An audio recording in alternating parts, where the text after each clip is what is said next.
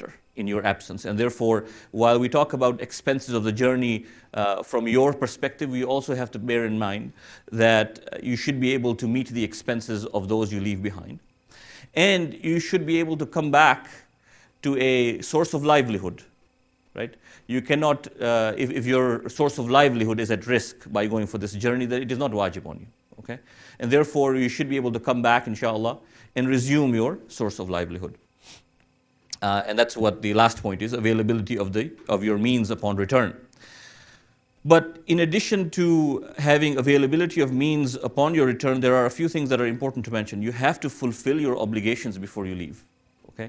If you have financial obligations, for example, khums, okay? Khums is wajib on all of us.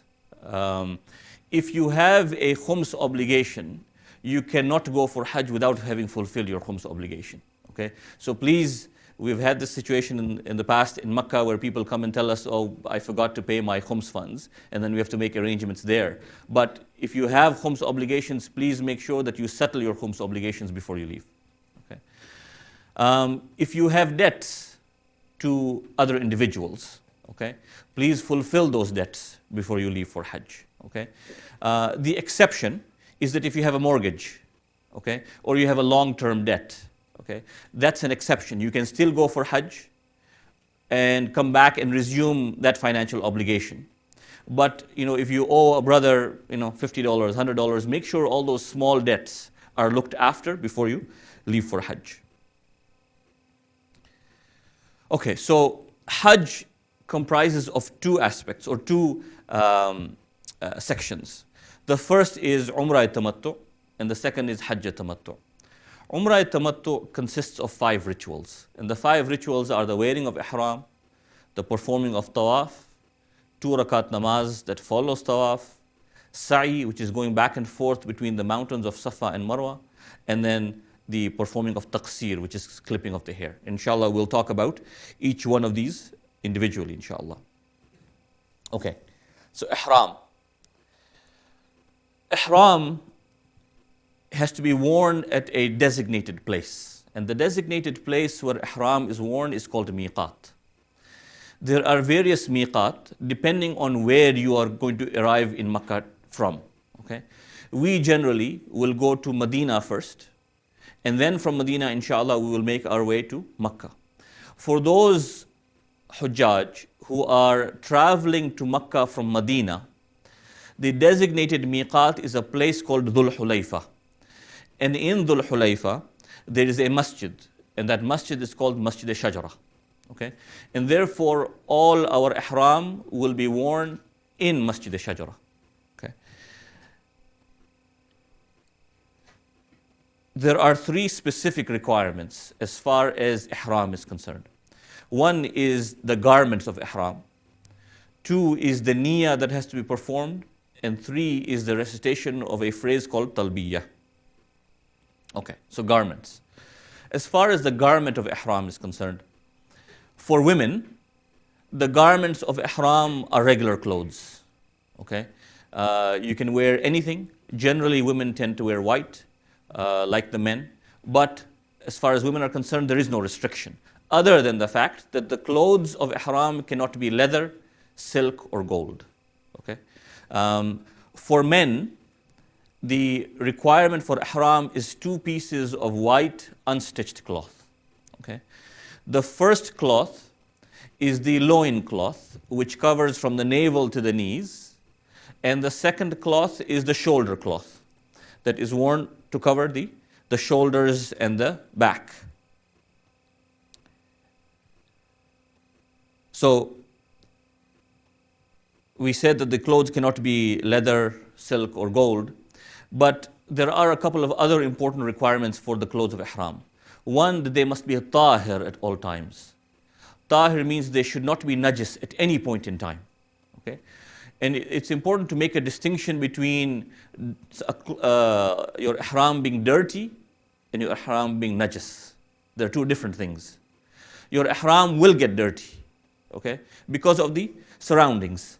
But dirt does not necessarily mean that your ihram is najis, okay? If your ihram is dirty, that's okay. But if your ihram becomes najis for whatever reason, if, for example, there is blood on your ihram, or if you go to the washroom and your ihram becomes najis, then the requirement is that you must change your ihram immediately, as soon as possible, because you must be in ihram that is tahir at all times. Okay? Okay, so that's the first requirement of ihram. One is the garments of ihram. The second is the niyyah that goes along with wearing the ihram.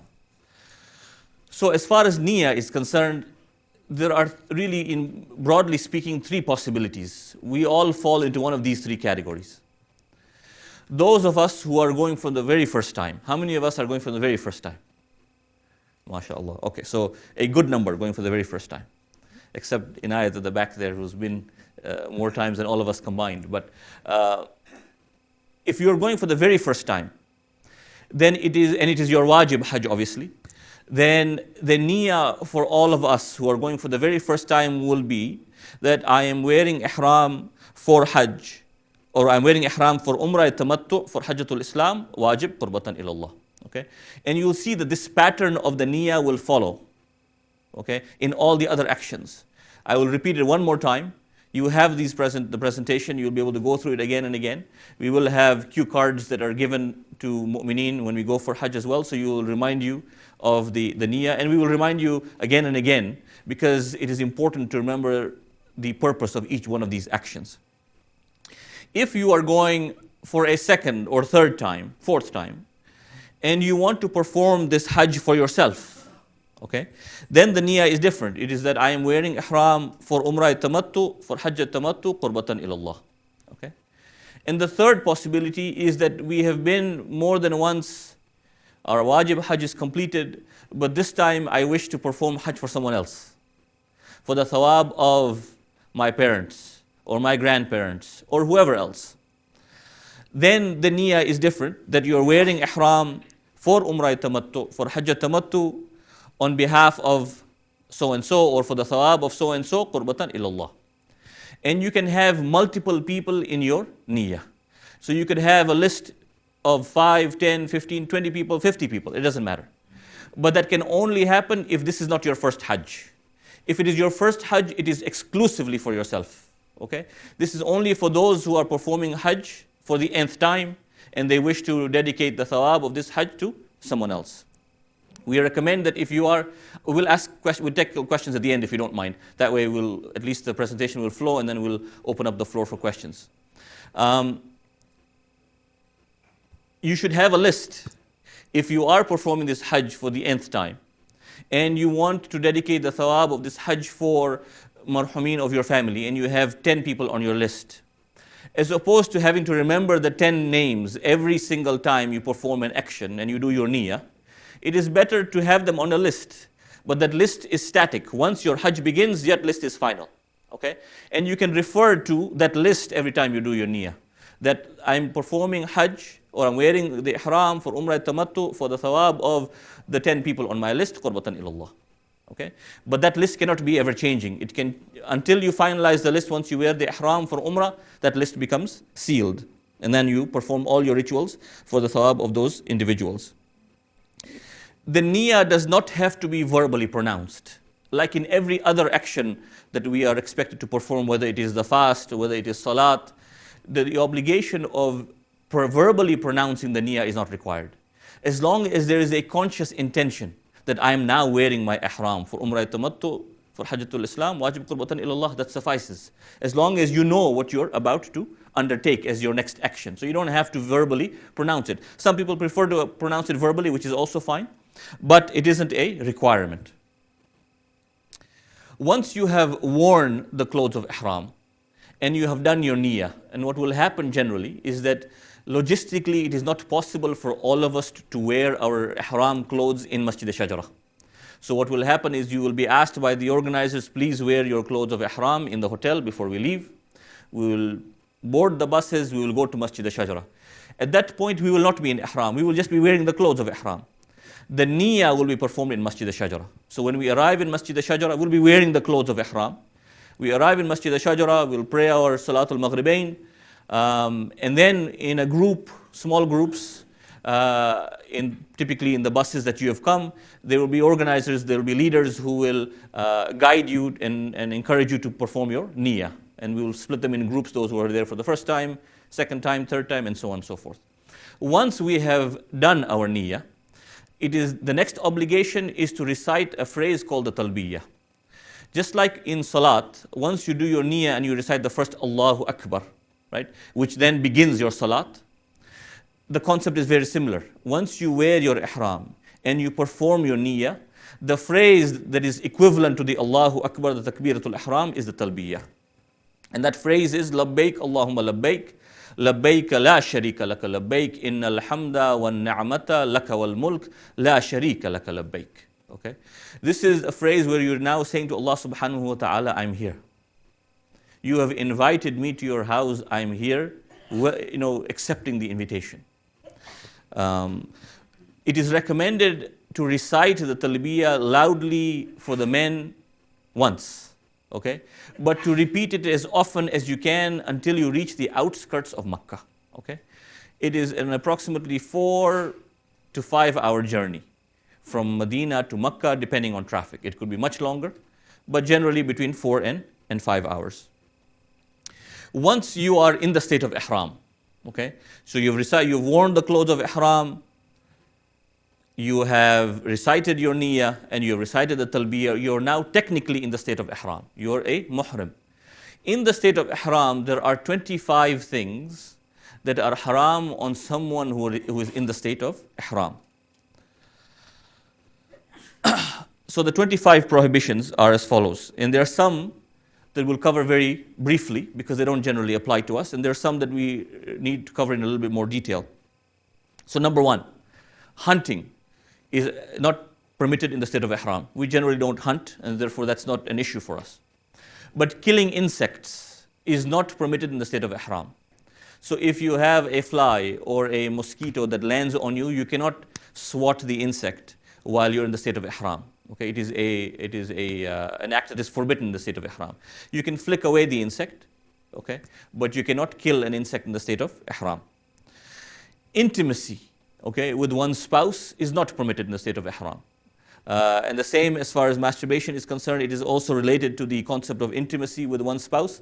It is an act that is not permitted in the state of Ihram. Reciting or witnessing a nikah in the state of Ihram is also not permitted.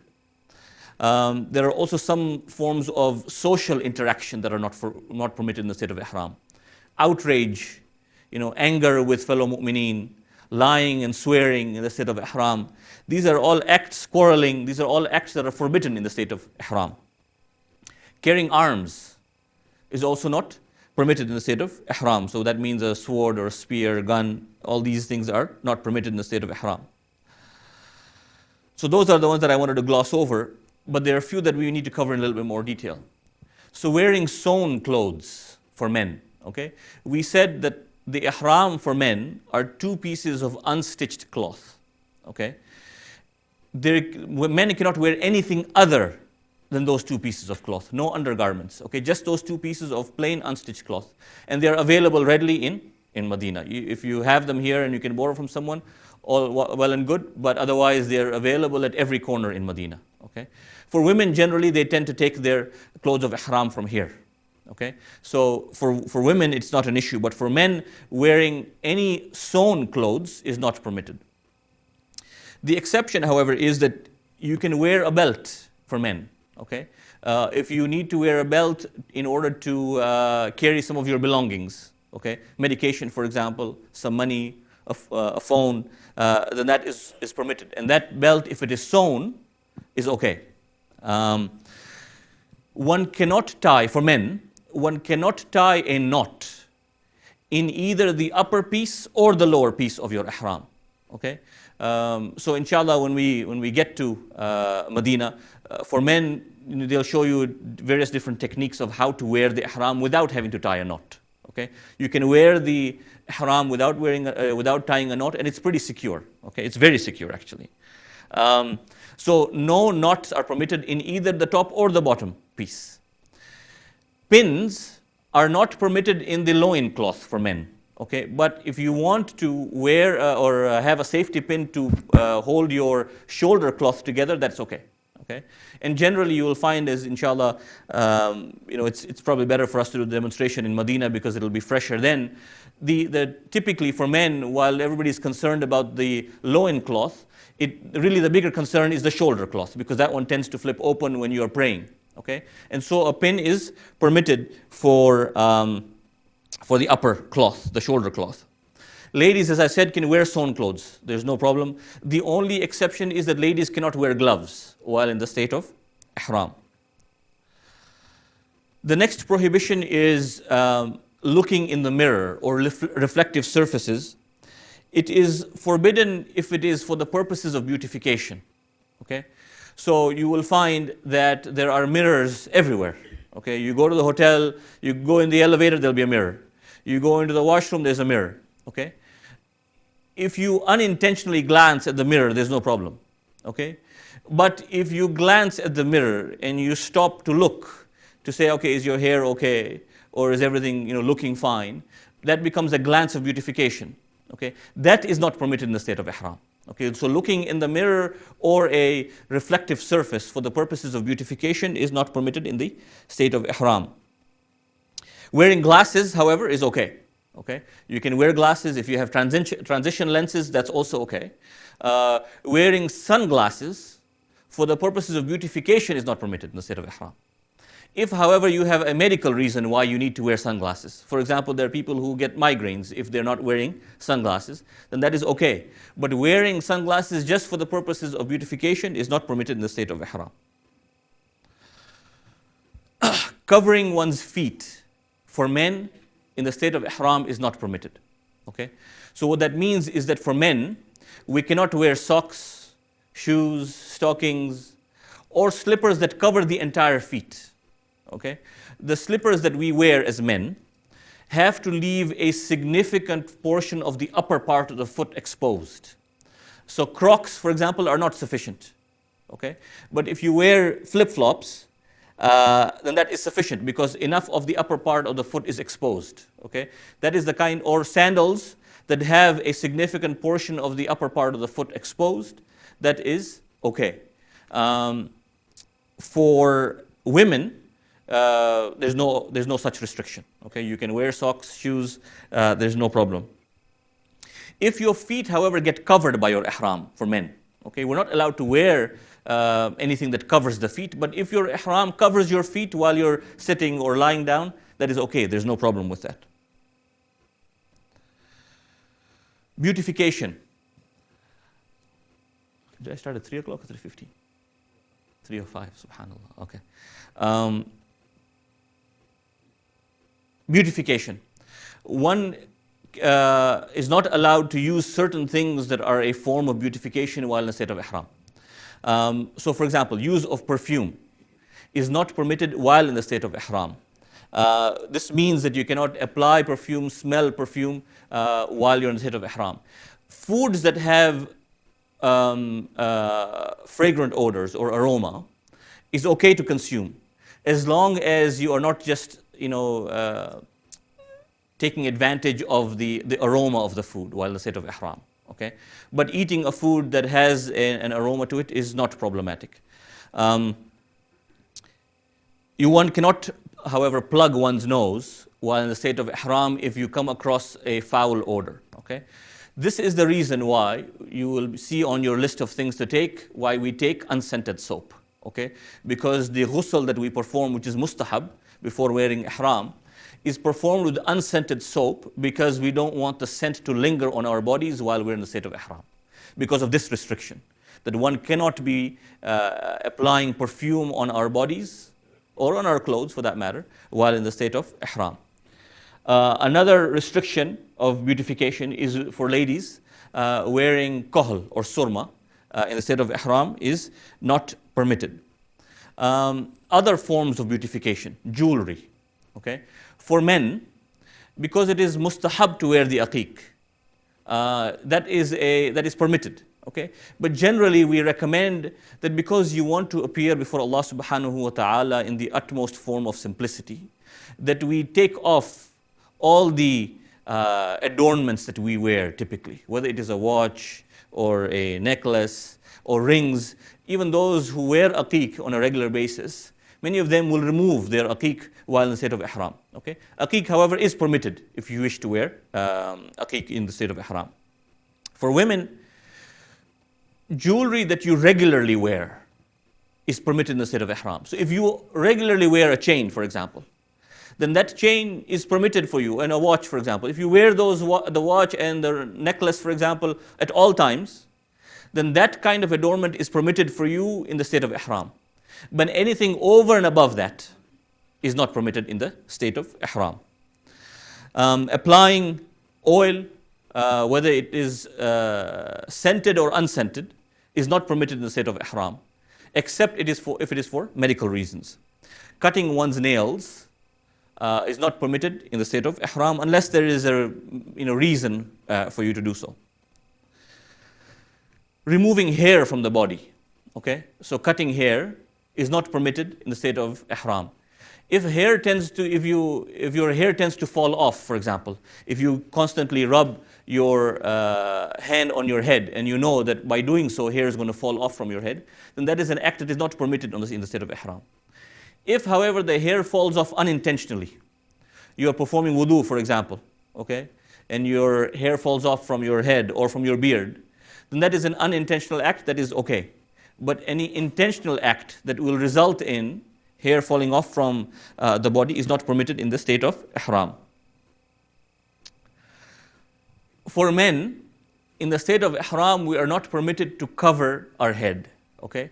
So you cannot wear a hat, for example, in the state of ihram. And as far as covering of the head is concerned, as far as men is concerned, Sayyid Sistani considers the ear to be part of the head. And therefore, if you are using a phone, for example, okay, you cannot use the phone to cover your entire ear. Okay, you can cover a portion of your ear, okay, or you hold the phone away from your ear when you're talking, but you cannot cover your entire ear while you're in the state of ihram, okay, because it is considered, Sayyid Sistani considers that to be a part of the head. If you take your iPod with you or an iPhone with you or an MP3 player and you are listening to Quran and du'as, then as long as your earphones are things that you plug into your ears as opposed to cover your entire ears, that is okay. Okay, so you can take an MP3 player and use the earphones to listen to du'as, Quran, etc. So for men, we're not allowed to cover our heads. For women, they're not allowed to cover their face. Okay, so for those women who wear niqab, for example, they are not allowed to wear niqab in the state of ihram. Okay, they cannot cover their face with a niqab or with their hands. And neither men nor women are allowed to submerge ourselves into water in the state of ihram. Okay, a shower is okay, but you cannot submerge yourself or dip your head into water in the state of ihram. For men, taking shelter in shaded places while traveling is not permitted in the state of ihram. So we are not allowed, men, to seek shelter from the sun or from the rain while we're traveling, okay, in the state of ihram. Therefore, this is the reason why we travel at night, okay, because we're not seeking shelter from the sun, okay. If it rains, however, while we're in the bus, then there's a problem, okay. We either have to stop the bus and wait until the rain subsides, or put our head out of the window, or there will be a kafara, okay, or there will be a penalty if we seek shelter from the rain while in the state of ihram while we're traveling, okay. When we reach our destinations, wherever our destinations may be, whether it is reaching Medina, for example, or reaching Arafah, for example, to seek shelter from a stationary object is permitted. So when you enter a building, that is okay. If you enter the tent, that is also okay. But you cannot seek shelter while you're moving.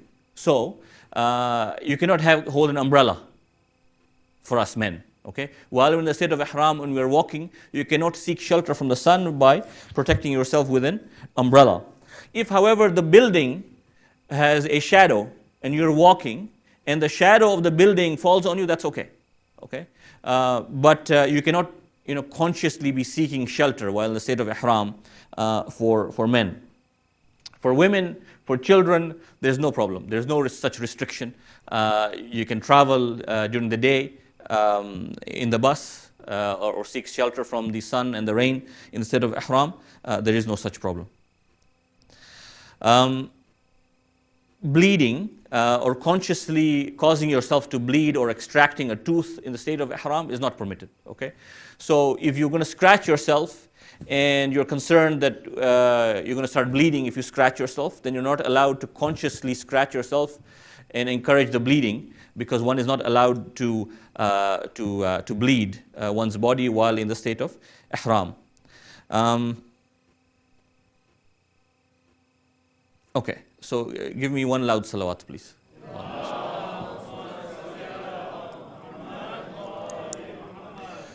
So these are the muharramat, okay, of ihram. Once we are on the bus from Medina to Makkah, inshallah we'll arrive at our hotels. You'll have a backpack. You'll drop your backpack.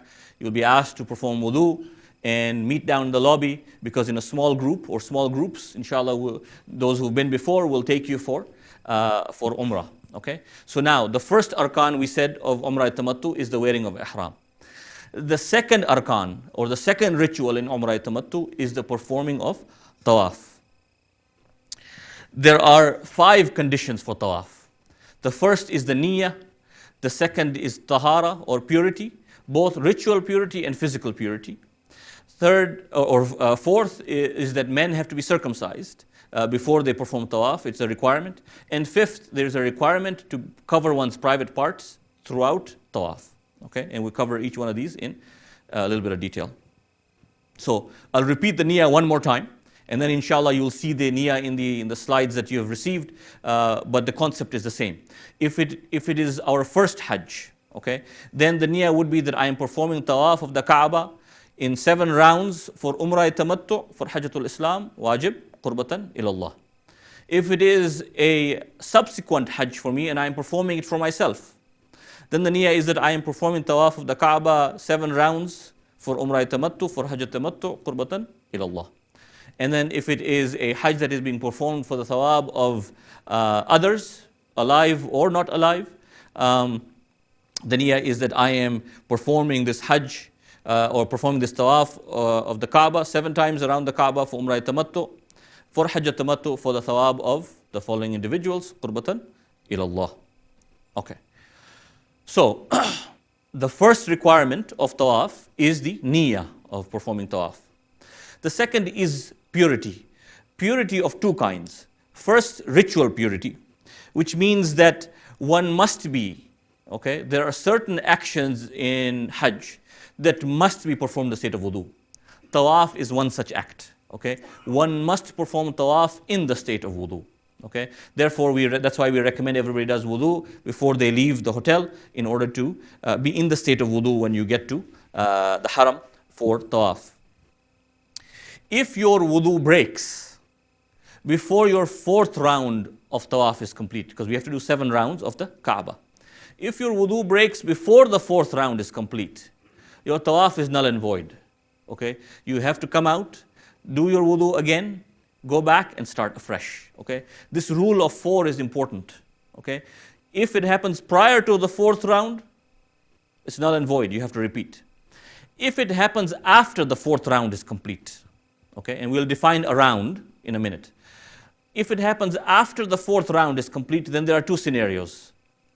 If your wudu breaks voluntarily after the 4th round, okay, voluntarily, then your tawaf is null and void. You come back, you go out do wudu, you come back and you start afresh.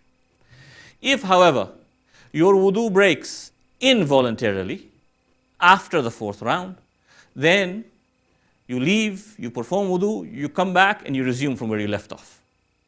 Okay, so rule of 4 is important. Okay, prior to 4, everything is null and void.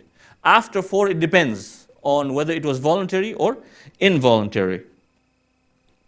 Next, tahara, not only ritually of being in the state of wudu, but also being in physical purity, which means we said earlier that your clothes of ihram must be tahir at all times. They cannot be najis at any point in time.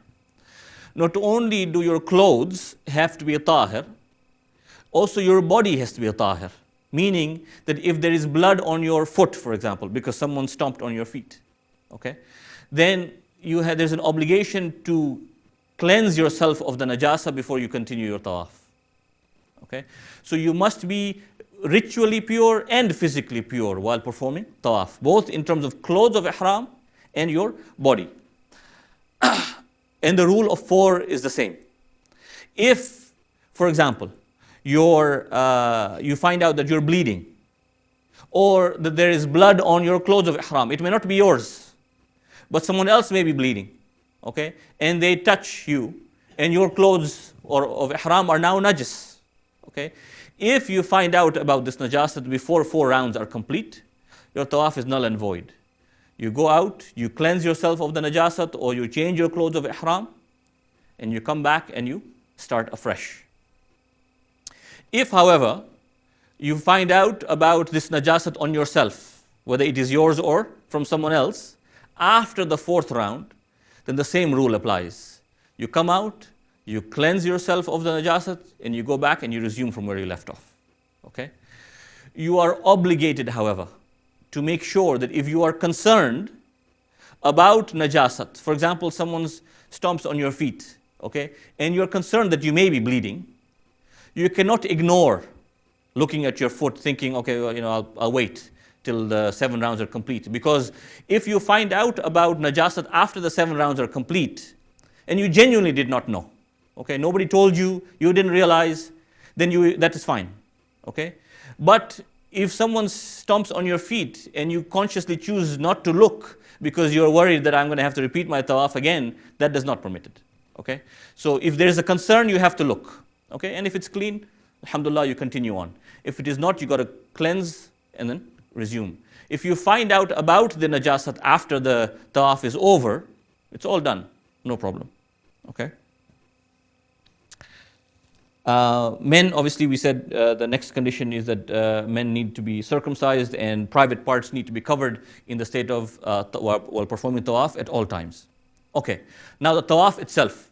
The tawaf itself has 8 obligations. Okay, the first is that every round begins at Hajarul Aswad, the black stone. Okay, and in order to make sure that you begin your tawaf appropriately, we encourage mu'mineen or hujjaj to perform the niyyah just before they arrive at the black stone. Okay, the Kaaba is a cubical structure. Okay, and if this corner is where the Hajar al-Aswad is, then generally we're going counterclockwise around the Kaaba, and we generally recommend that hujjaj perform their niyyah just before they get to this corner. Okay, so a little before you perform your niyyah, so that when you cross Hajar al-Aswad for the first time, okay, your tawaf is beginning, okay, but your niyyah is already performed, the niyyah we just talked about earlier.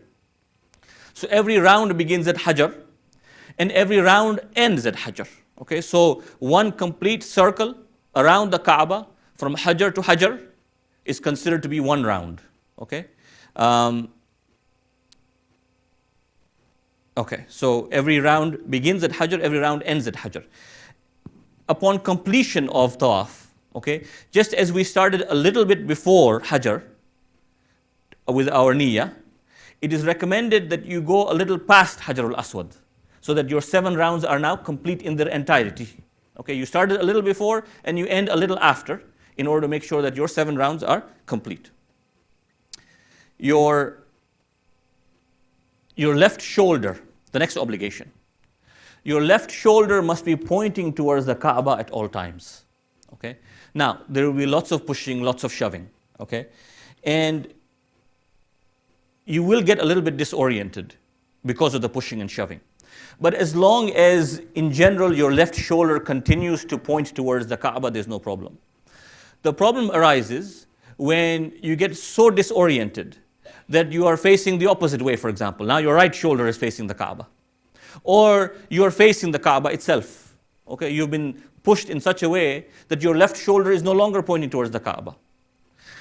If that happens, and you take steps in that direction, okay? Disoriented position, where you've taken 5, 10 steps and you're either facing the Kaaba or your back is towards the Kaaba because you got jostled out of position, then that portion of the tawaf that you took with your left shoulder not pointing towards the Kaaba does not count. So there are two options we have. One is to retrace our steps backwards to the point where I got disoriented, okay? In Umrah that is possible, in Hajj that is not possible because of the crowds, okay? So what happens then is that you complete the rest of the round. That round does not count, okay? But you come back and you resume from where you got disoriented, your round, okay? It doesn't matter whether you were in the second round or sixth round, okay? That doesn't matter. If you got disoriented and you took steps in a position, in an out of position manner, then you have to come back and resume the round from where you left off, okay? The next requirement is the Hijr of Ismail. So there is a semicircle next to the Kaaba that is called the Hijr of Ismail. That must be within your ambit of tawaf, meaning that you cannot cross into Hijr of Ismail, nor can you climb onto the wall of Hijr Ismail while performing tawaf. So you have to go around Hijr Ismail when performing tawaf. It is highly recommended to perform tawaf between the Kaaba and the Maqam of Ibrahim alayhi salam. Okay? Maqam of Ibrahim alayhi salam is the place where you'll see the footsteps of Nabi Ibrahim alayhi salam when he stood to build the Kaaba. Okay? It is highly recommended to perform the tawaf between the Kaaba and Maqam. Okay? If, however, one is not able, and it's a very short distance, okay? If, however, one is not able to perform tawaf between this ambit of the Kaaba and Maqam of Ibrahim alayhi salam, for whatever reason, health reasons, okay, you're elderly and you cannot take the pushing and shoving that is happening closer to the Kaaba, then it is permitted to perform the tawaf outside that ambit. But it is highly recommended, as I said earlier, to perform it between the Kaaba and Maqam of Ibrahim alayhi salam. One must keep clear. There is, so if you when you see the Kaaba, inshallah, you'll see that there is an understructure of the Kaaba. Okay, it is almost a metallic structure that forms the foundation of the Kaaba. It's called the Shadarwan. One cannot touch the Shadarwan while performing tawaf. Okay, one also cannot touch the Kaaba itself, okay, and drag one's hand on the Kaaba while performing tawaf. If, however, you are in the midst of tawaf and there is an opening, okay, and for those who are going for the very first time, will be overwhelmed with the opportunity to be able to touch the Kaaba, okay. If you go and you touch the Kaaba, okay, while performing tawaf, that is okay, but you cannot be performing tawaf while touching the Kaaba, meaning you cannot be walking and moving while performing tawaf. If you have an opportunity, and there will be, inshallah, numerous opportunities, you don't have to touch while doing tawaf, but people sometimes get overcome with emotion, and you go and you touch the Kaaba, that is okay. You go, you touch the Kaaba, you recite your du'as, and then you come back and you resume from where you left off, okay? That is permitted, but touching the Kaaba while moving and performing a tawaf is not permitted. The requirement is to go around the Kaaba 7 times. Okay? So as I said earlier, the tawaf begins at Hajar, ends at Hajar, but we go around 7 times. Any count less than 7 invalidates the tawaf. Okay? If I have a doubt in my mind, because you are performing these tawafs and there's a huge crowds, sometimes people get lost. Is it my 3rd round or 4th round? 5th or 6th, I can't remember now. Which round am I on? If you are on your own and you are lost, it's your wajib tawaf for Umrah. You have no idea which round you're on. Your tawaf is null and void. You got to start afresh. Okay? If, however, you're with someone else, okay, your wife is with you, your mother, your sister is with you, and she is certain it is our 4th round, absolutely no doubt. You can rely on her count. Okay? She can rely on your count if you're certain. Okay, if one of you doubts, but you can rely on someone else's count. You may have started together with someone, okay, but you got separated. You can't rely on his count or her count, because when people get separated, sometimes they may be around ahead of you. Okay, someone who is with you all the time, you can rely on their count. But if there is a doubt about number of rounds, At any point in tawaf, your tawaf is null and void. The exception is if you are performing a mustahab tawaf. Okay, after our umrah is completed, people want to perform sunnah tawafs for the thawab of marhumin. If you have a doubt about the number of rounds you're on, in a sunnah tawaf, you assume the lower count and you continue on. So third, fourth, you assume third and you continue on. Okay? But in a wajib tawaf, no doubt is permitted. You have to be certain which round you're on and you have to complete your 7 rounds. The tawaf must be completed without considerable interruption. Okay? So, how long does the tawaf take? It all depends on where you do your tawaf. The closer you are to the Kaaba, the shorter the circle. The further away you are from the Kaaba, the bigger the circle, and the longer it will take. If you are close to the Kaaba and performing tawaf between the Kaaba and Maqam of Ibrahim alayhi salam, depending on the crowds, 35, 45, maybe 50 minutes to perform 7 rounds. Okay? If you're outside, depends on how far out you are. It may be much, much longer. Okay? And so, because of the length of time it takes, sometimes people want to take a break. Okay? It's not too long. I mean, if you're doing it within the ambit of Kaaba and Maqam, 35, 45 minutes is not too long, and people can generally finish without having to take a break.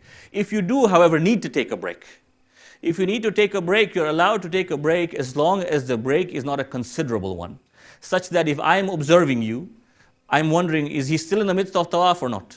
Okay, if I take a 5-minute break and I go back and resume, there's no problem. Okay, but you can't take like an hour break between your finishing your 4th round and then come back and do your remaining 3, because that is doubtful that we are actually in the midst of your tawaf. Okay, so a short break without considerable interruption is permitted.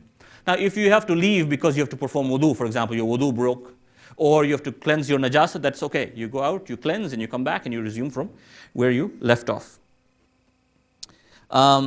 If tawaf is interrupted because of salat time, okay, generally we recommend that you don't begin your tawaf if namaz time is approaching, okay, because people will start closing in, because it's a place for prayer, okay, and once people start closing in, it's impossible to move, okay.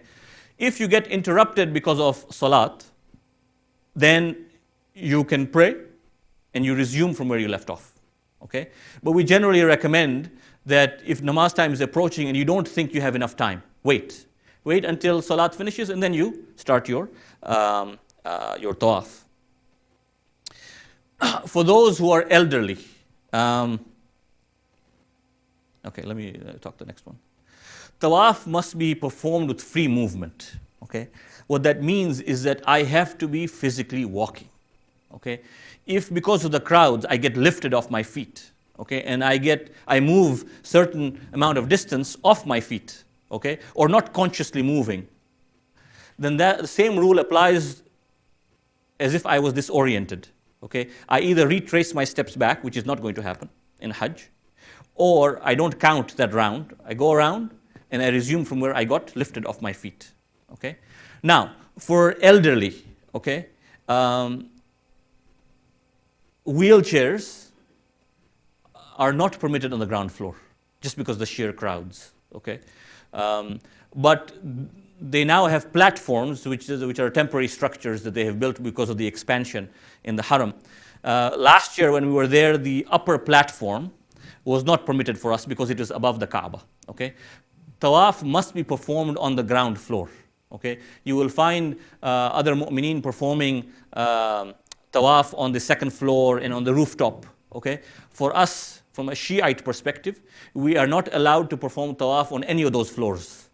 It has to be performed on the ground floor. Okay, but I believe there is a 2nd platform now, which is between the top one, which we saw last year, and the ground floor, and I believe that is in line with the Kaaba, which therefore would make it permissible for wheelchairs to perform tawaf on that floor. Okay, but those who are performing on that platform will not be able to perform between the Kaaba and Maqam of Ibrahim alayhi salam. Okay, after tawaf, okay, so just a quick pictorial view. This is where Hajar al-Aswad is. This is Maqam of Ibrahim. Highly recommended to perform your tawaf if possible within this ambit so that you are not going outside. And you go around Hijr of Ismail alayhi salam. Okay, that's a aerial view of the same picture and another quick picture of the same thing. Okay, after you perform your tawaf, the next ritual is the reciting of 2 rakat salat after tawaf. Okay, I'm not going to cover the niyyah now. Everybody understands the niyyah.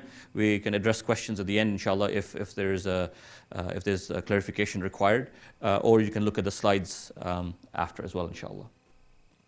The 2 rakat salat that follows tawaf must be performed in the state of wudu, like any salat. Okay, you have to be in the state of wudu. And again, as far as tahara is concerned, as far as the body and ihram is concerned, same rule. You have to be a tahir. No najasat on your ihram or on your body while performing your 2 rakat salat. The 2 rakat salat is recited like Fajr prayers. There's no difference.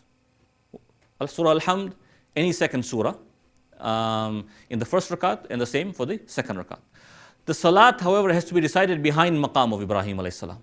Okay, so we looked at the picture earlier. So you recite it as close to Maqam of Ibrahim alayhi salam, but behind the Maqam of Ibrahim alayhi salam. And everybody recites 2 rakat salat.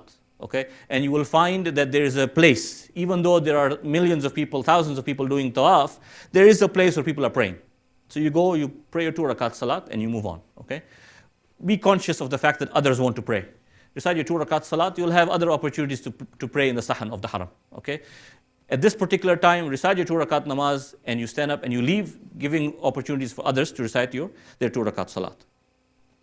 The 2 rakat salat can be recited loudly or softly. It doesn't matter, but they must be performed. The 2 rakat must be performed after tawaf and before the next act, which is sa'i.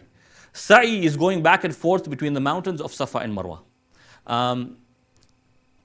The requirements of sa'i are as follows.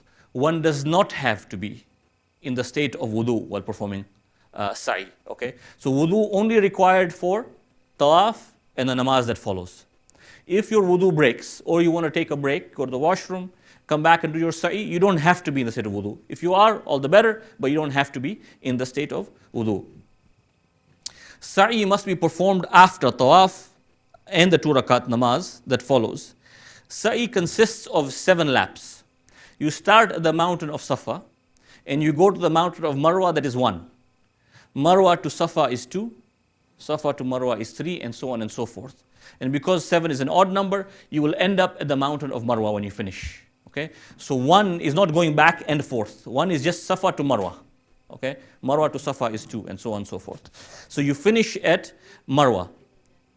One must cover the entire distance between the 2 mountains. Okay, so you can't really climb the mountain anymore. The way the structure is now built, you can sort of climb up the elevation a little bit. There's a little bit of an elevation.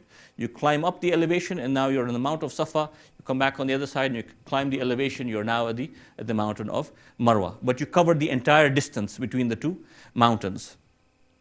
Just like Tawaf, there can be no significant break between the rounds of sa'i. A little bit of a break is fine. There's Zamzam water available. During the sa'i, you can stop, you can drink a little bit of water. It's a 3.5 kilometer walk.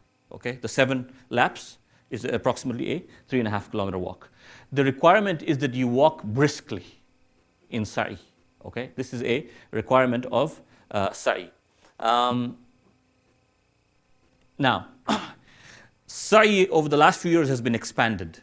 Okay, our mujtahideen, however, say that one must perform sa'i in the original area between the mountains of Safa and Marwa. So what does that mean? What that means is that when you are going from Safa to Marwa, you have to stick to the middle. Okay, so there are 2 lanes, one going from Safa to Marwa and the other lane going from Marwa to Safa. So when you're going from Safa to Marwa, stick to the left side, which is the middle of the lane, because that represents the original Safa to Marwa. Okay, the right-hand side of that lane is outside Safa and Marwa, outside the boundaries of the mountains of Safa and Marwa. That's why we ask mu'mineen to stick to the left side, which is the middle lane. Okay, coming back from Marwa to Safa is okay. It's still the original, between the original mountains of Safa and Marwa, so it doesn't matter. There are 3 levels on which sa'i can be performed, which they have built in order to facilitate the crowds. We are only allowed to perform sa'i in the basement and on the main floor, because the upper floor is above the mountains of Safa and Marwa. Okay? So from a Shiite perspective, we can only perform sa'i either in the basement, okay, or on the main floor. We cannot perform sa'i on the upper floor. Sa'i must be performed on the same day on which the tawaf is done. So if you wish to take a break for a few hours, you can take a break, okay? But you have to come back and perform your sa'i on the same day on which you perform the tawaf. So before Maghrib, if you did it, let's say Fajr time, then you can go and sleep until after Dhuhr. Come back and do your sa'i, there's no problem. But you're in the state of ihram while you're performing, while you've gone away, okay? For men only, you'll see that there are two overhead green lights, okay? It is highly recommended that in addition to walking briskly, that men trot between these two green lights in both directions, going from Safa to Marwa and Marwa to Safa. If you have a doubt about the number of rounds, then the same rule applies. If you doubt, is this my third round or fifth or seventh round, and you're alone and there's nobody else to guide you, null and void, you start again. But as I said earlier, if your spouse is with you or you have a friend with you, family member, you can rely on someone else's count, okay? If there is a doubt, it nullifies the sa'i. If you have a doubt after sa'i is completed, you finish your sa'i, and now you doubt whether I completed 5 or 7. If you doubt about a shortage, then you have to repeat. But if you doubt whether did I finish 7 or 9, then it's okay, because you know for sure you finished more than 7. Okay? If there's a doubt about a shortage, then you have to repeat. Okay. So that picture on the top right is a really old picture of Safa and Marwa. It doesn't look like that anymore, but it's a really, really old picture. Okay. And the last ritual for in an hour. Last ritual, the second half will be quicker, inshallah. The last ritual of Umrah Tamattu is taqsir, which is the clipping of the hair after sa'i is done. There's no requirement to be in the state of wudu while performing taqsir. Taqsir does not have to be performed at the mountain of Mina. You can choose to go back to the hotel and clip your hair in the hotel. It is highly recommended that we clip some hair, okay? It is allowed to cut nails, but Sayyid Sistani's recommendation is that you can cut your nails after you cut a little bit of hair. Whether it is from your beard or it is from your head, you have to cut hair first to relieve the obligation of taqsir. At this point, we're not shaving off our head. At this point, we're only clipping a little bit of hair and performing taqsir. For women, obviously, they are not allowed to perform halaq at any point in time, but they're also performing taqsir. Once they perform taqsir, whether it is on the mountain of Mina, and there'll be people there with scissors, you borrow a pair of scissors. If I borrow a pair of scissors, I have completed my 7 sa'i, okay? I cannot come and clip your hair, because remember, one of the restrictions is that I cannot cut someone's hair or cut hair while in state of ihram. I can, however, cut my own hair, okay, because now the obligation is complete. Once I cut my hair, I'm out of ihram, I can cut his, okay? So you can cut your own hair, but don't cut someone else's before you cut your own, okay? Once the clipping of the hair is done, taqsir is done, the 25 obligations we talked about earlier are all lifted. You're no longer in the state of ihram. You go back to the hotel, you shower, you take off your clothes of ihram, you put on regular clothes, and now we wait until the 8th day or 9th day of Dhul Hijjah to begin the second phase of Hajj. Okay? During these days, 5, 6, 7 days, however many days we will have in Makkah, at that point in time, you cannot do any Umrah or anything else, but you can perform Sunnah Tawafs. Okay? And a Tawaf means 7 rounds around the Kaaba with 2 rakat namaz that follows. Okay? So you can perform as many tawafs as you want for the thawab of yourself, for others, marhumin, and so on and so forth. Okay. That is, in a nutshell, the 5 rituals of Umrah. The rest will follow very quickly because a lot of it is very similar. So the five arkan of Umrah: Ihram, Tawaf, 2 rakat namaz, Sa'i, which is going back and forth between Safa and Marwa, and Taqsir, which is clipping of the hair. The 5 rituals of Umrah Tamattu. This is very similar to if you have gone for Umrah Mufrida, right, which is just a regular Umrah. It is exactly like this, except that there is Tawaf for Nisa and 2 rakat namaz that follows. So it's exactly like regular Umrah if you've had a chance to go for Umrah.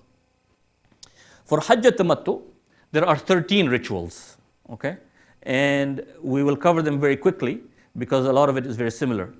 The Ihram, as we said earlier, must be worn at a place called Miqat, okay? Miqat, when you were coming for Umrah, was Masjid Shajara. Now you are in Makkah already. The Miqat for Makkah is Masjid al-Haram, okay? So we will wear our clothes of Ihram like we did in Medina, in the hotel, and then we go to the Haram. Inshallah, our hotel the last few years has been very close. It's a 5-7 minute walk from the Haram. We go to the Haram and we perform our Niyyah inside the Haram, okay? You're already wearing the clothes of Ihram, but you perform your Niyyah inside. And it's recommended that you recite 2 rakat namaz mustahab before performing your Niyyah. The requirements for Ihram are the same. The garments we talked about earlier, the Niyyah, and the recitation of Talbiyah, okay, which is the equivalent of Takbiratul Ihram. Once you recite your Talbiyah in the Haram, the 25 restrictions that we talked about a little while ago are now back in place, okay? The Niyyah we talked about earlier, okay. So the day on which this is done, it is done on the 8th of Dhul Hijjah typically. The day of Tarwiyah is the day it is recommended to wear your Ihram for Hajj. Because at night, on the 9th of Dhul Hijjah, the buses will take us to Arafat, okay? The obligation to stay in Arafat, okay. The obligation to stay in Arafat is from the 9th, the zawal of the 9th of Dhul Hijjah to Maghrib, which means approximately Dhuhr time to Maghrib. We will arrive there much earlier, in the middle of the night, okay? So we will be there, inshallah, for Fajr at Arafat, okay? This is the time, as Sheikh Jafar said, time for everybody to relax, sleep, okay? Be well rested, because the main event is in the afternoon, okay? It is important to be awake in the afternoon. Sleep during the day if you need to, okay? The requirements in Arafat, one does not have to be in the state of wudu. Obviously, highly recommended to be in wudu as much as you can, but not required to be in the state of wudu while at Arafah.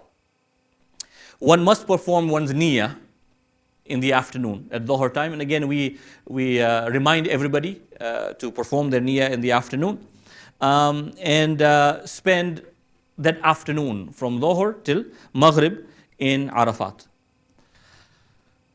At Maghrib time or after Maghrib, there'll be dinner served, there'll be lunch served, dinner served after Maghrib Salat, depending on when our buses are scheduled, okay? We will take our buses from Arafat then to Muzdalifah or Mash'arul Haram. The obligation in Muzdalifah is to spend the night in Muzdalifah, okay? Or a portion of the night in Muzdalifah. Now it will be the 10th night, okay? The 9th day we were in Arafat. After Maghrib it has now become the 10th night of Dhul Hijjah, okay? The next day is the day of Eid. Everybody here is going to be coming for Eid Salat. We will be spending the night in Muzdalifah, okay?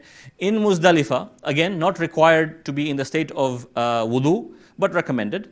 Wuquf must be a portion of the night. For men, it is wajib to stay in Muzdalifah until sunrise. For women, children, the elderly, there's an exception. You're allowed to leave earlier if the logistics allows you to leave earlier. If the buses are available and you can leave earlier, then the group sometimes takes some of the ladies earlier. In Muzdalifah is where the pebbles are picked, okay? This is where we pick 70 pebbles that we shall use to stone the jamarat when we get to Mina. Okay, now it is the day of Eid. After sunrise, we move from Muzdalifah to Mina. The ladies will go by bus. The men generally will walk from Muzdalifah to Mina. It's a little bit of a walk, an hour, hour and a half, but we walk to our tents in Mina. On the day of Eid now, there are three important rituals that must be performed on the day of Eid. The first is an act called Rami, which is the stoning of one of the pillars of shaitan. Okay? It's called the Jamaratul Aqaba. Okay? The third of the three pillars, the largest of the three pillars.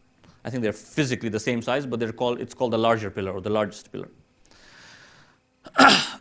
It is not necessary to be in the state of wudu while performing Rami. Okay? The obligation on the day of Eid is to only stone one pillar 7 times. Okay? Jamaratul Aqaba. 7 stones must be thrown at the pillar, and it is necessary that all the stones must strike the pillar. Okay? And people wonder whether it's even possible in the thousands of people throwing pebbles, whether it's possible to see your pebble striking. It's possible. Okay? If you come up close and you strike your pillars, you can actually see each and every one of your 7 pebbles strike. Okay? You have to throw the pebble. If it falls out of your hand because someone pushed you and it strikes the wall, that doesn't count. There has to be a conscious effort of throwing the pebble towards the pillar. The pillar has been expanded. Okay? It is much broader and wider than it used to be in the olden days because they've done it to accommodate the millions of people who are coming to stone. We have to aim towards the center of that pillar. Okay? Because that represents the original. So as best you can, aim for the center of the pillar. Like in Sa'i, Safa Marwa, there are multiple levels. The same applies in Rami.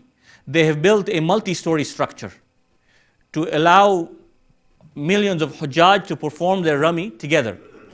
However, because the original pillar was from the ground, we are only, as Shiites, are only allowed to perform Rami from the ground floor.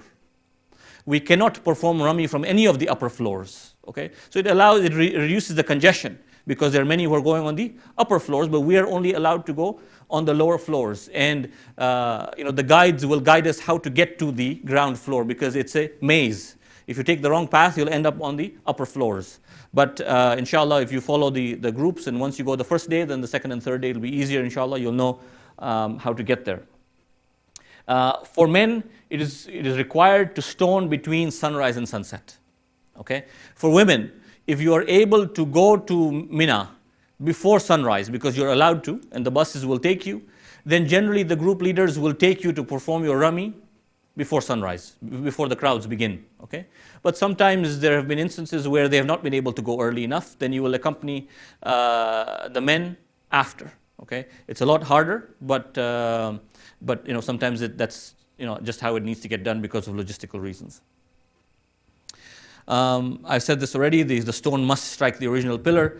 If one doubts while striking the pillar whether or not the stone struck, then you repeat the strike. Okay?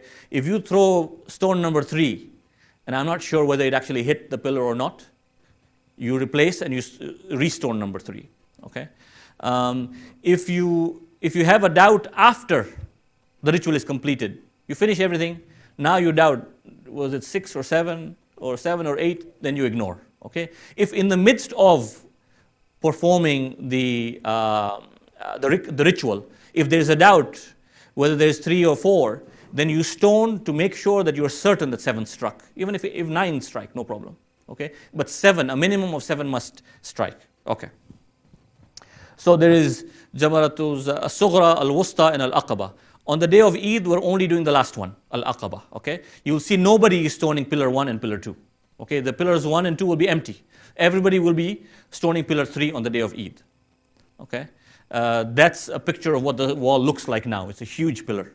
Okay? The second ritual on the day of Eid is Qurbani. Okay? The slaughtering of an animal. One does not have to be in the state of ihram, in the state of wudu to be able to perform the slaughtering. The slaughtering must happen on the day of Eid and must happen in Mina. It must be performed after Rami.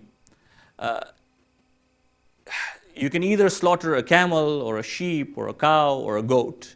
Generally, our group, we go and slaughter goats. Okay? Our group is one of the unique ones where we actually take Hajjaj men to perform their own qurbani if they so wish to. Okay, it's quite the experience. The vast majority of groups don't do that. Okay, a representative goes on their behalf and slaughters, and you're sitting in the tents waiting to hear the word. Okay, your qurbani is done. Now you go to the next step. For us, we encourage able-bodied men who can walk and don't mind the slaughtering of their own animal to come and slaughter their own animal. The animal must be sound. Obviously, if you see a physical defect on the animal, it's limping or the horn's broken, the ear's torn, for those of us who are going for our own qurbani, we can tell them, look, I don't want this animal, I want another one. They'll give you another one. And you slaughter a sound animal. For the ladies, they don't go for qurbani. A representative will go for qurbani on their behalf. Okay? And perform their qurbani, and they will be waiting. After the rami, they'll be waiting in the tents for the word that their qurbani has been completed.